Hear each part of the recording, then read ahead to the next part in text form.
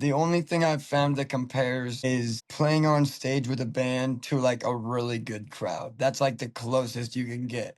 And there is a sense of like the fear factor, right? Like you're genuinely somewhat terrified that something might happen or something might go wrong. And that doesn't happen on stage. And I think I'm grateful for that. But it's totally that same like thrill seeking kind of mindset.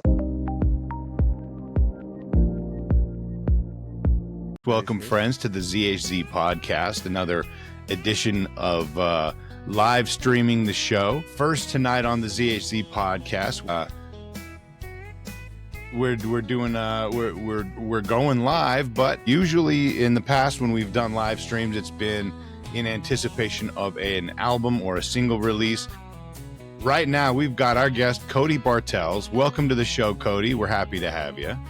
Yeah, thank you so much for having me on. Cody's in the middle of a tour, man.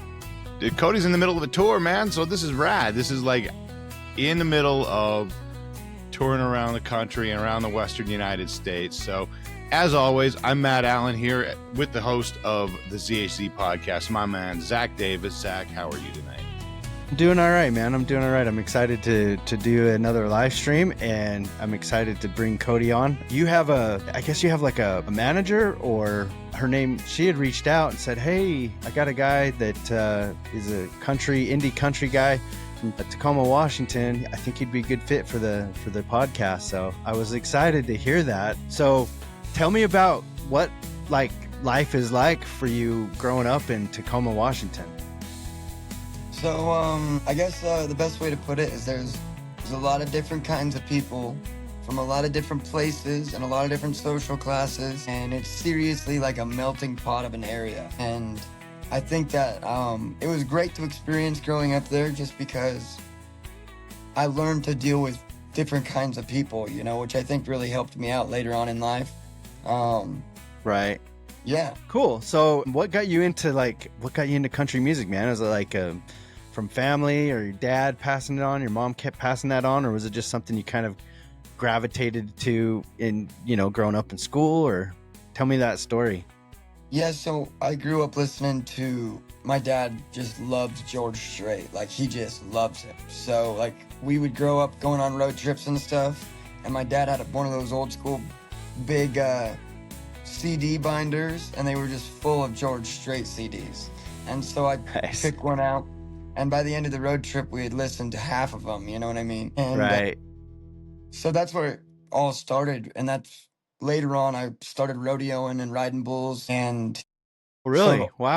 Yeah, and so obviously there's a lot of country music that goes along with that lifestyle. So sure, it's just been kind of a recurring theme in my life. It's just country music. So when you say bull riding, did you do competition bull riding, or was it just kind of like because that's a big business?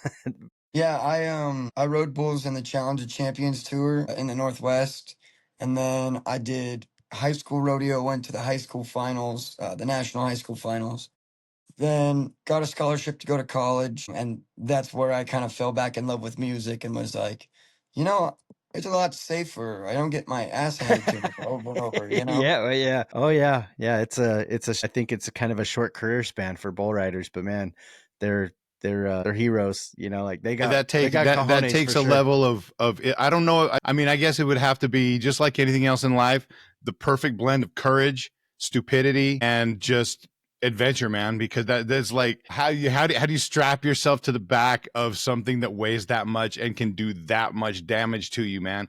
But the thrill of it, man, that adrenaline rush has just got to be something fierce.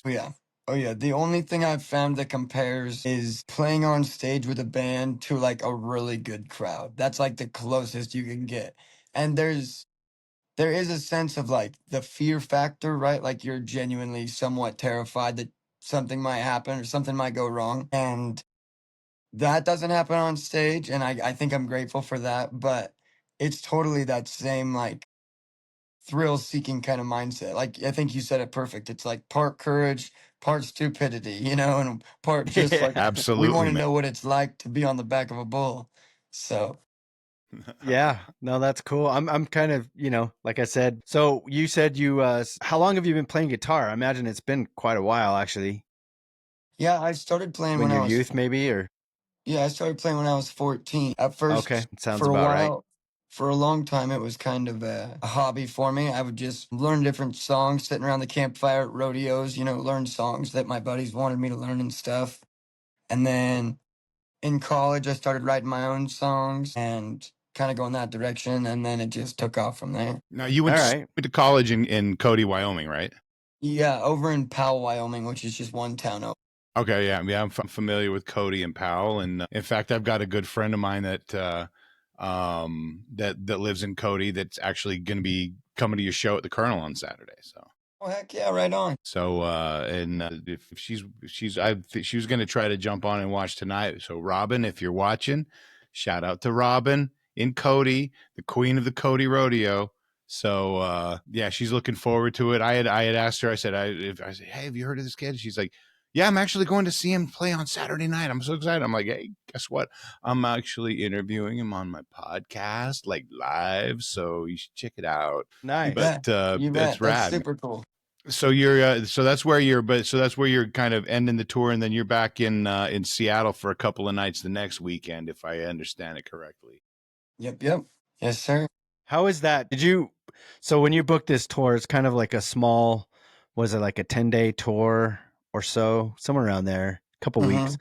Did you book that yourself? Like, did you self promote, like self book that, or did you go through like an agency, or how did that work out for you? So my manager, Beth, she works for JPS Productions, and my manager, Jason, has sent a couple of different artists through this region, and him and Beth both work together to put the tour together. And Cool. so yeah, I work through. They basically do all my booking and stuff, and I just show up and play the guitar. You just show up and do you have the full band with you? Is it just you, or Yeah, I got the full band with me on tour. They just ran to get pizza. no? That's all good. So you're in the Right hotel on. room now, just chillaxing, I guess, huh? Yeah, today was our off Yeah. day. We drove here. On the way here, we got lunch. We sat in the hot tub, took a nap, and now we're gonna eat Heck yeah. pizza. And we had some, man, I feel like it was a perfect first tour because in the first half we had so many hiccups with our gear. And all I've been gigging for like 2 years and I never have problems with my gear. And then we leave the state and all of a sudden like my pedals stopped working. My guitar player, his power supply on his pedal board went out. His wireless rig went out the other night. It was like, man, we're pulling it through and we're making it all work. Right. Yeah, I was gonna say trial by fire, man. Right. Reminds me of 100%. years ago. Zach and I were in a band. We were playing a show up in Pocatello, Idaho, and our bass player's amp just blew. And when I'm talking about blew, it was like blue sparks coming up, boom, and it was just dead. Yeah, And that was the end of his amp. that was the end of that Yeah, amp. Luckily, it was the end of at the end of the set on the second night we were playing. We were ready to pack up and head back to Salt Lake City the next morning. But yeah, I mean, that's when it'll all go. That's when it'll all go south.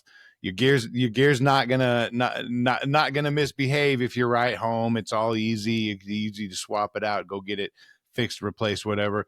That's when you hit the road. That's when the shit's gonna happen, man. But you get through it, and then and you know what? No tour would be as fun if everything went smoothly because you wouldn't have the stories to tell after you're done.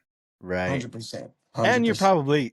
you're probably in good company too. I can imagine the places that you're playing, like I don't know. I'm not, like I told you earlier, it's not something I normally listen to with country, but I imagine the clubs, the saloons, the bars that you're playing in, they're pretty laid back people, I'm sure, like they're just Yeah. like, entertain us when you can, fix what you got to fix. Let's get it going, we'll be here, 100%. So, so you started your tour on the 17th. Was that right? Yep. It's okay. And then you had a song drop the very next day. If I believe it's called "Back to You." Is Yep. that's the the one. song? Yeah, cool. So, and I just got to say, like I sat there and went through your catalog, And like I was saying, like country for me, like I like some country, you know, but I'm not like, I was never really raised on it or whatever, but there's always this like stereotype with especially pop country, you know, but you don't have that. You know what I mean? Like when I listen to your stuff, it's like, yeah, okay, it's country. I can hear it. I can hear the still. I can hear, you know, the guitar. I can hear kind of the lyrical, but your singing is not quite the typical twangy voice, you know. And the word that came to my head was like, this is like indie country, you know, it's like independent country, kind of has that indie rock feel, It but it's feels like it still definitely country. leans into that to the honky tonk vibe, a little more of the blues rock roots, the blues roots of country music. But man, yeah, I mean that's and that's the same thing. I mean, I hate to sound like we're the same person, but I mean we have very, very, very similar musical taste, Mr. Zach and I. And I've never been, you know, country's never been my favorite. There are country artists that I really enjoy listening to, and I respect the hell out of anybody who is a master at their craft. But man, I have to say I really enjoy your stuff, man. It really it crosses a couple of bridges. I wouldn't that I think that makes it more accessible and more listenable to people like us that aren't necessarily the biggest country music fans, and made me a country music fan. So, you know, keep on doing what you're Yeah, I doing, man. think, I think you found a groove, and you have something that has a really, you know what, unique characteristic to it that doesn't sound like everybody else, that isn't what everybody else is doing. It sounds real, it sounds genuine, and it sounds like it comes from the soul, man. So that really comes out in the music. So yeah, I have to say that I'm digging it, man. I'm digging what you're throwing Thanks so down. much. Thank you. That means a whole lot. I appreciate that. yeah, I think we're trying to, in a nice way, we're trying to say that you can call yourself country for sure, but you can call yourself in other genres, right? Like you actually fit in other, you know, boxes, I guess, if you will, if we're going to separate music into boxes. But yeah, like when I'm listening to your stuff, it felt like real, you know, like one of the homies just pouring their heart out. So that's all I was trying to get at. But yeah, dude, it's good stuff. I think you're gonna go places for sure. Like especially just hitting it as hard as you are. And what was your aha moment? Like when you were like writing music and playing, and like when was that moment where you're like, you know what, I am gonna do this like seriously. Like I'm gonna put some real seriousness in this. When I was in college, I had some roommates and we wrote songs together just for fun. And we wrote a song called Nothing to Fear, and it's actually going to be on my upcoming EP. I wrote it and I was like, wow, this is cool. Like I would listen to this song. You know, this isn't just me Yeah. screwing Right. around with the guitar. Like this is cool. And then we played it at the college talent show, Right. and we didn't win, but we it went over like really, really well. And everybody was Right. like, "You should have won that." You know, I think it was some dancer girl or something that won it. But we I was like, okay, like this could be the thing. When I quit riding bulls, I've always like really loved adrenaline. I really like being the center of attention, to be honest. And Right. I was like, man, I I I almost felt like I had an identity crisis because for my several years, for 4 years, I was like, I'm gonna be a world champion bull rider. I'm gonna make it happen. And so when I found songwriting and I found performing on stage, and I was like, one, this is really fun, and two, a lot of people are scared to Safer. death. Yeah, it's safer, but a lot of people are Yeah. scared to death to get on stage and perform. And I loved it. I was like, Oh, this yeah, is no, it's could be legit. fair. Yeah. Yeah. So, and that I Yeah. think that's where my aha moment was, is I was like, I could live like a bull rider and travel in a van and eat fast food and listen to loud music, but I could do it from like a different perspective. Right. Now we're trying to be a rock star. Yeah. So I wanted to bring up real quick before like we get way sidetracked on anything else, but I watched some of your videos, and you had a bass player that was playing a ukulele bass. Is he Hmm. still part of your group? We recently had a couple of lineup changes, and not for any reason in particular, just we're just headed in Right. different directions. I got you. So Jesse, he was playing guitar in my full band, and then when we would do a duo show, he'd play ukulele bass, and it was a lot of fun playing with him. That like he's an awesome musician, and that ukulele bass would get us so many tips at the duo shows, you know? I was gonna say you don't see it, you just don't see that on a stage, and so I was impressed. But Well, we were yeah, playing with like a ukulele bass and then a resonator guitar, and people were like, "Wow, that's such a unique setup," and it did sound really good. So, yeah, it was a lot of fun playing with Jesse for sure. heck yeah. So, and we'll go back to your song that you just released, "Back to You." You want go ahead and tell us kind of what that song's about and what inspired you to write it. So when I first wrote it, it was me, my guitar player Logan, and my buddy Kenny Callahan, and we were sitting around. I had been gigging like all summer and just hitting it really hard, 3 or 4 gigs a weekend, like just Yeah, grinding. And yeah, I was like, okay, I want to write a song, but that's kind of where my head was at, was this traveling, staying in cheap hotels, not really feeling like I'm accomplishing anything in the grand scheme, and kind of just like, I always relate the music industry to running on a treadmill. It's like you're working, you're like, oh yeah, I'm doing something. And then you turn around and look right, and you're like, you haven't gone anywhere. right. Uh, And if you stop, off you go. right. Exactly. Right. So, Yeah, I guess it started as that. It started as just pouring out my experience of like frustration almost with um cutting my teeth as a musician. I guess that's the best way to put it. And yeah, yeah. I related it back to later on after I got done writing it and I listened to it. I was like, wait a minute, that's kind of a rodeo song. Like the Right. there's the rodeo cowboys experience the same things, like lonesome nights out on the highway kind of idea, you know. Sure. It's A a lot of recurring travel thing and for rock stars and yeah, rodeo riders, you know. So, yeah. That's and well, and I could relate because I listened to the lyrics, and I mean I haven't done a whole lot of touring, but man, I can relate.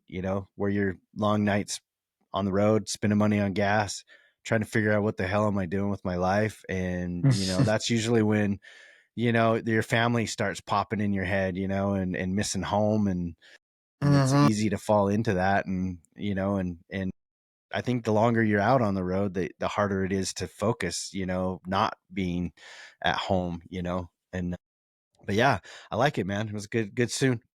We'll go ahead and put that on our Spotify playlist. We do a playlist for all the guests that come on our show, and if you want, I think that was a song you picked to put on there. you If bet. not, I'll go through.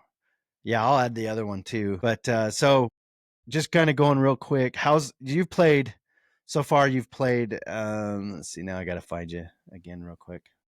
But you started off your tour. Where was your tour started off? Wasn't in Washington, wasn't it? Yeah, it was a pretty local show, Sumner, Washington, at a place we've played several times, Purdy's Public House. And it was Thursday, and it was like one of the first nice weather days that Washington had had in a while. And we were like, crap, there's not going to be anybody there. Like, it's Thursday, and the weather was nice, and we'll see what happens. They really, like, hometown, they showed up for us. It was super cool to kick Right off on. home. And to be honest, we, and this is just me being completely transparent. We as a band, and with me being a frontman, it being my first tour, and we're flying under my flag. It's that first set of that first show was nerve wracking. Even though it was at a place we had played Sure. before, we were like, Right. man, we really got to show up and like show people that we're going on tour and we're kicking ass. It was nerve wracking. It stressed me out. And then after the first set, I was like, Yeah. Man, we've put in the work already. Like this is supposed to be the fun part. And that we all loosened up Right. right. ever since the second set of our first show. This tour has been been a lot of work, of course, but it's been a breeze. The Sure. boys are really on it. We're all having fun.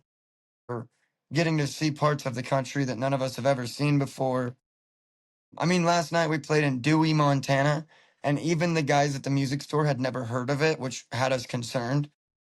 Um, it has a population of they have a population of 26 people, and 16 of them were at the show. 26. Yeah, So 26. you all played at a club. right. You played at a bar for a population of 26, And I bet, yeah, just about everyone that could come did show up.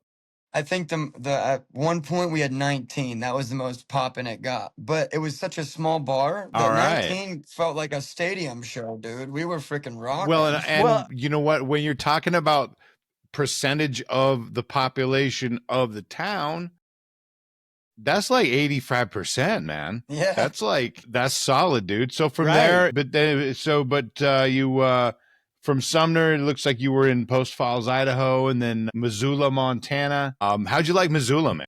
Missoula, man, that was a lot of fun. It was one of those classic 4-hour honky tonk barn burners, we call them. Right on, man. It's you're playing a lot of music and you're playing for a long time, like 4-hour sets. They can kick your ass if you're not careful. And that's the truth, man. That's the truth. so we played really well. It's really kind of a dance hall kind of spot, and we had dancers from the first song to the last song. And I mean, the owner emailed my manager and was like, "Hey, we'd love to have him back next time he's through." The morning after the show, so I was like, there you go. That's a win. That's a win. I'll take it. Yeah, absolutely, man. That is definitely. I worked for several years for a company that's based out of Missoula, so I spent quite a bit of time in that town, man. And that it can be a fun town, man. You bet. A lot of good bars, a lot of good restaurants, a lot of good food and drink, and they love to have a good time up there, man. That's for sure. Heck yeah. So, and then coming up, just to kind of give everybody a heads up, the whole reason why we're doing a live show anyway, I'm gonna section this all out as an episode later on. But you're playing April 23rd in Lewiston, right? And then the 24th in Lewistown. I'm sorry, I said that wrong. You're right. And then you're playing in Helena, and then was it Gallatin Gateway on the 25th of April? Yep, it's just outside of Bozeman. Yep. Oh, okay. And then you're going, and Cody's in Wyoming, right? Is that right, Cody? Yes, Wyoming? sir. Yes, sir. Yeah. Okay, so you're going to Cody just for one gig? Is that right? Is that what I got? Going to Cody for one gig, and then you're heading back home to Seattle? Or, well, I guess not quite Seattle. Not quite home, but close, yeah. Yep. So, so are you currently based out of Tacoma then? Yep. I actually live in a motorhome behind my parents' house. Nice. All right, nice. Man. Yeah. Heck yeah, that works still. Yep. What's one of the coolest clubs that you play out there? Like you're a regular, everybody knows your name kind of thing, like the Cheers, TV show. What's your favorite watering hole there to do your performance and cut your teeth on new stuff? And probably the Little Red Hen, which is that place in Seattle we're playing the weekend after the tour ends. And it's a 4-hour show. It's actually a 4.5-hour show, but it is such a fun time. Like it's a lot of work. You play for a long time, but it's so much fun. It's it's one of those shows where like, if you play the right kind of music, the people will dance, and they will dance all night, and they will get drunk and rowdy and tip you well. And it's a good gig. It's just a fun so gig. if you work, so basically if you work them, they'll work you. Yep. Well, and nice. I never like to consider us a jam band, but I consider us a band that jams, So there'll be times where the people are dancing, and I mean, you listen to some of the dance remixes that people make, and they're 15 minutes long because they don't want to quit dancing after 3 minutes, So we'll throw in extra guitar solos, or maybe we'll like it'll go from me and my guitar player going Extend back and it forth out. licks. You never know what's gonna happen. We don't even know what's gonna happen. Right. I love that. It's like an improv extension. You're feeling the vibe. You're like, you can tell without even having to like actually talk to each other in the band. Like, hey, they're into it. We should extend this, And sometimes there's like you would lead that on, or the drummer would, and you just keep playing. I'm like, oh, I guess we're still playing, and just kind of get in the groove. Our old band used to do that when we were trying to stretch out time, or we'd have enough. We'd have enough for we'd get booked for 3-hour gigs.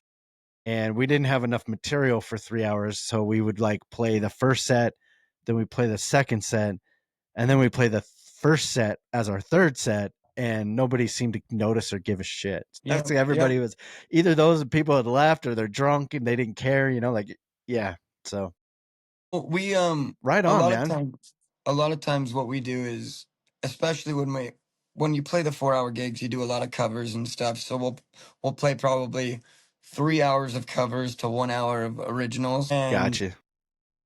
just because that's what they want to dance to. That's the gig, you know, if you Sure. don't want to play That's what they covers. know. Right. And Yeah. but we'll get to the end, like at the end, at the sunrise, we got to the end and ran out of material. And I was like, okay, we're going to play all of our originals again. Cause I guarantee none of them remember that we've already played those. Like they're original songs. I've only got 245 monthly listeners. Like there's a Yeah. very small chance that they're going to Right. recognize we played the songs again. So, And it's the end Right. of the night. You guys are you guys are properly lubricated and inebriated, where even if you did listen earlier, you're not going to remember now. yeah. And maybe this will Yeah. drive it home. Right. Well, and That's fantastic. the goal is to play all originals eventually. I don't want to be a cover band. Like that is not the goal. I love playing old school country songs. Like I'll probably always have one or two in the set, but right now I'm just at a point in my career where to get the important gigs, to get in front of the audiences where my originals will connect, you got to play the Sunrise Saloon in Missoula, Montana for 4 hours, and you got to play a bunch of covers because then the people like you. The bar has you back, and then you get to play your originals in front of them again. You know, so it's kind of give and Yeah. take. Well, and I think, yeah. Well, they'll remember you. You know, like I think every place you go to, there's going to be at least a handful of people that are going to look you over. You know, like they're going to seek you out and they're going to be fans, and that's how you win hearts. You know, and there ain't nothing wrong with what you're doing, man. I'm actually I'm excited for you. Like I think for what we do on our band stuff is usually like a studio project, meaning that like I'll write music, but then I'll farm out a guitarist over here and a bassist over here and a drummer, and then we kind of all collaborate, go in together to make the finished song. If I ever did something live like what you're doing here, where it's just like, you know, a day's drive away, you know, that's kind of the way to go. I think, you know, especially when you're first doing it, you want to be regional, you know, where you're a lot more accessible to come back and repeat, you know, like I don't think I'd want to go too far away from home if I couldn't go there again in less than a year, you know, or within a year. So I think what you're doing is great, man. I appreciate it. You'll have Thank to you. come down and do a dip down into Utah next time. Let me know. I'd love to. Yeah, there's actually a country bar called the Westerner out here in Ogden that's pretty hopping, and they do bands. They have bands playing. Okay, right It's on. got that whole rustic thing going on. Yeah. You bet. All right, man. Well, what's next for you, man? Like, what do you got in the hopper here? Well, Working out. we've got 3 more acoustic tracks that we got tracked out, ready to go, all mastered. We're gonna get those out and do a little acoustic EP.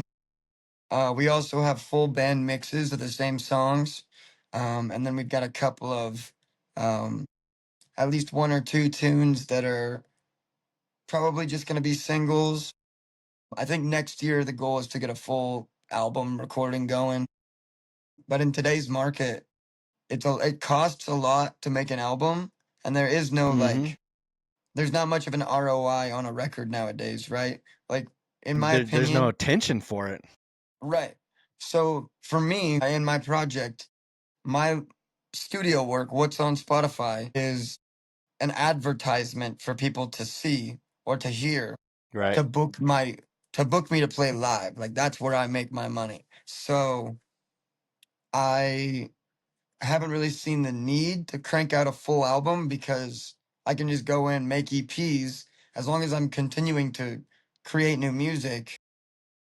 Like they're only gonna listen to 1 or 2 songs before they decide whether they're gonna book me or not. You know what I mean? So I think Right. next year we're gonna have the money and a reason to have a full album. But so far, man, it's all been a learning experience, you know. I feel like every time I reach the end of a Sure. recording project, I have learned so much that I'm like, man, I wish I could go back and fix all these different things, but it's like you got to continue the flow. You have to continue creating. So you're just like, okay, we learned, we're going to release this, we're going to make another one, you know. So Yep. That's And kind of it's the best you could do at the moment, you know, like right. I think that's like at some point you have to let it go and go, you know what, this is the best I can do. It's where it needs to be at this time in my life. Next time I'll do a little bit better. And you're right, because people don't have the attention span for and it's kind of steered, you know, I think a lot of it's been kind of pre-programmed to listenership from streaming platforms like Spotify, you know, where it's instant, you know, and they're just one single track. So nobody really listens to music that way, like back in the day where you would go to the record store and buy the CD once it came out. So, but I think in your situation, if you're going to tour and do shows and stuff, I think one thing that might be advantageous for you as far as just a merchandise to have like actual physical CD or a record or some sort of physical media, where an EP or something, because people will buy that stuff even if they never even open up the CD and put it in a machine or anything. They just have it, you know, like, hey, I got it, you It's know. a souvenir. It's a collectible. Yeah, exactly. So, you know, honestly, I'll get up on my old man soapbox for a second. I think it's a shame that attention spans have gotten us to the point where the art of the full album is not something that is going to give the financial ROI that it once did. it never will. Because I think that, you know, the full albums are an opportunity to tell a full story, whether or not the narrative of all of the songs is directly connected from the style, the beats per minute, the key, transitioning from one track to the next and building that full album and presenting it as a whole. You know, there's albums that I grew up listening to as a kid. I'm sure it's the same way with the ones that you grew up listening to, where you hear one song, you know what song's coming next, and your brain automatically starts singing the next song on the album, you know. 100%. But now if physical media is something that we can put out to be a souvenir, a collectible, something for people to hold on to, you know what? One day, kids are going to get back to reading the lyrics and the liner notes, man. Everything comes full circle. You know, 100%, vinyl yeah. is I think outselling CDs, man. I think people are just seeking that out because it's different, you know. But you're right. Like I when we first started our band thing last year is kind of when I really kicked it off for Z Frequency, which is where this podcast kind of spawned from, was this band stuff. I told Matt, I was like, you know, it'd be cool if we did a podcast and had, you know, independent artists come on.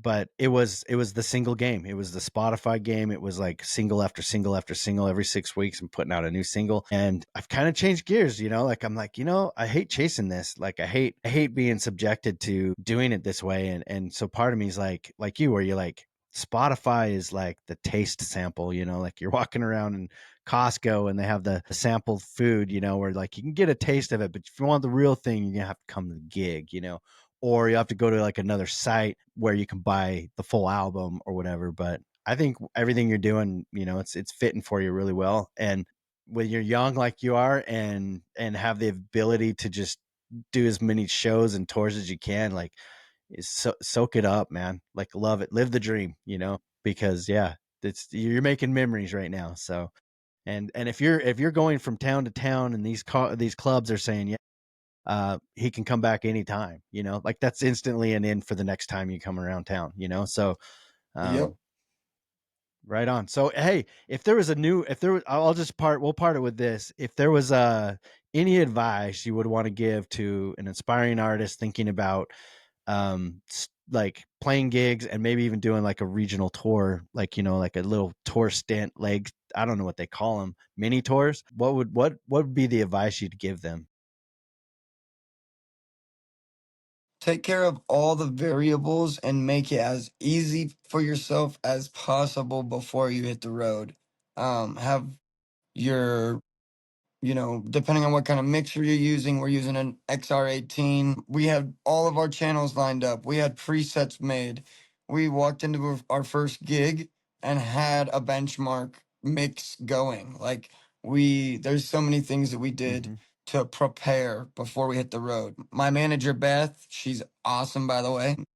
Shout out to Beth.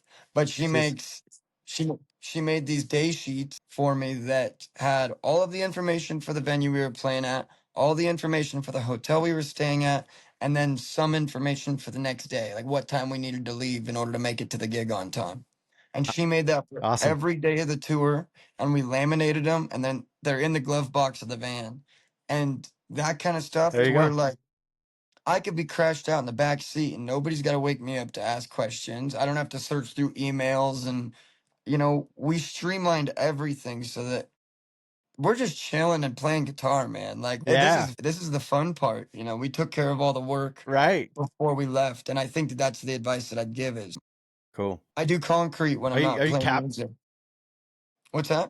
Okay, so that's the real. I was gonna say you're capturing a lot of this too, aren't you? Like I'm sure you've got video cameras and capturing this for like content and Yep, other yep, stuff down the road. Once you get done with your tour. So you 100%. said your real job is concrete. Is that what you said? Yeah, yeah. So That's I what do. your day puke job. Yeah, and something you do in concrete is it's an artisan craft, right? So it's an art to some degree. And when that mud shows up, you have no like very very little control over the mud. The You can add retardant, you can add accelerant, you can add, water, you can do different things, but at the end of the day, if you get crappy mud, you got crappy mud. If Right. if the mud is really sticky mud, it's just sticky. You can't put it back in the truck and send it back. And so Right. You're kind of work. You got to work with what you get. So right. And so before the mud shows up, you make sure my boss, my brother-in-law, who's my boss at that job, he taught me that you take out every variable possible. You make sure everything is dialed, that all your forms are exactly where they need to be, all of your grade stakes are set, because you don't know what's going to happen when you start pouring. There's a million right. things. Your forms could blow out. You could, there's just so much that could Yeah. happen that's out of your control. And that's how I feel about tour is there's so much that could go wrong, that has gone wrong. But because we had backup gear, because we were And you're prepared. prepared for it. Yeah, you're Right. prepared for it. Exactly. Mm-hmm. And you have that element of like, you know what? Things are probably going to go wrong. Like, so you have that element of like, this ain't over yet. Yep. Yep. Every show I've ever done, there was always something. Every show I've ever done, even local gigs, there was always one little piece of the element, like a cable would go out, like you said, or like I have yet to have a flawless show, which, but I've had shows that have been absolutely memorable and I would consider a perfect show, but not a flawless one. So Right. 100%. right on. So are you going to do this again soon? The tour, or like after you wrap it up, you're going to take a break and then maybe hit it again in the fall, or like what's your plan for your touring Yeah, we're now that gonna come you've back. kind of Go ahead. What were you saying? go ahead. I was just Um, saying now that you've got this one kind of wrapped up, and you got your hands, your feet wet in the pool, if so to speak. In June, last December, we went down to Alabama as a duo. So in Cool. June, I'm making another trip down to Alabama. That's where Beth, my manager, another shout out to Beth. She lives down there, and I'm going to go down there and spend a week with her and do some solo gigs. We got some duo gigs. Her husband plays bass I don't know if you're familiar, you're not really country music fans, I know, but Jesse Daniel is a national act playing country music, and her husband plays for him, so we always get to jam and do some shows and do some writing, Oh, that's awesome. and then Are in you going to go to October. Texas?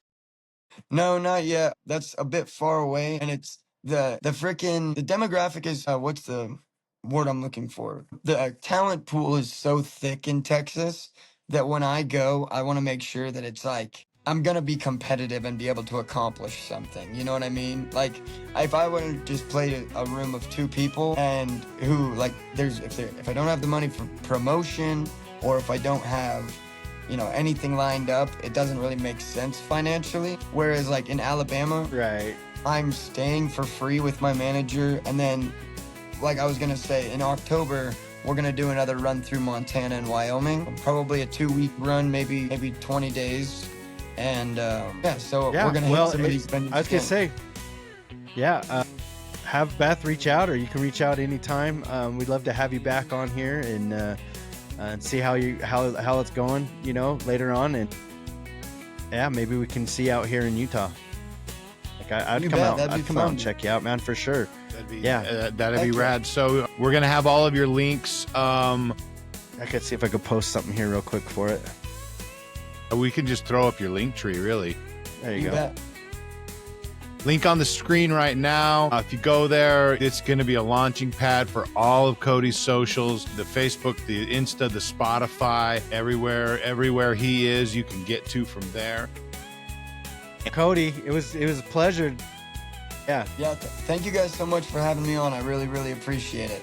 Yeah, and tell Beth thank you. Thanks for just tell her thanks for reaching out. I love getting to know about all these musicians out here, and especially, you know, abroad. Like usually, like we started in August, I think, and it's just been mostly bands in the Utah area, just people we've known and stuff. So the fact that she reached out and was like, no, they're from Washington. I'm like, yeah, cool. So yeah, and you're great, man. You're great. You got a great sound. You got a great thing going on, and your music is great. Like I could sit and listen to that all day long. And I'm like, for someone who could technically say I'm not a country guy, I can listen to it all day long. So Beth, if you're listening, you've already got 2 fans in Utah. So let's start getting that phone rocking. Let's get something booked down here, and we'll do our part to get some asses in the seats or out of the seats and on the dance floor. There you go. You bet. I appreciate you guys. Thank you so much. No, thank you. And yeah, if you get a chance, check Cody out. He's on Spotify. It's easy. Cody Bartels. Thanks again, man. And we'll do this again soon. Sounds good. We'll talk soon. All right. Peace. Bye, everybody. Peace.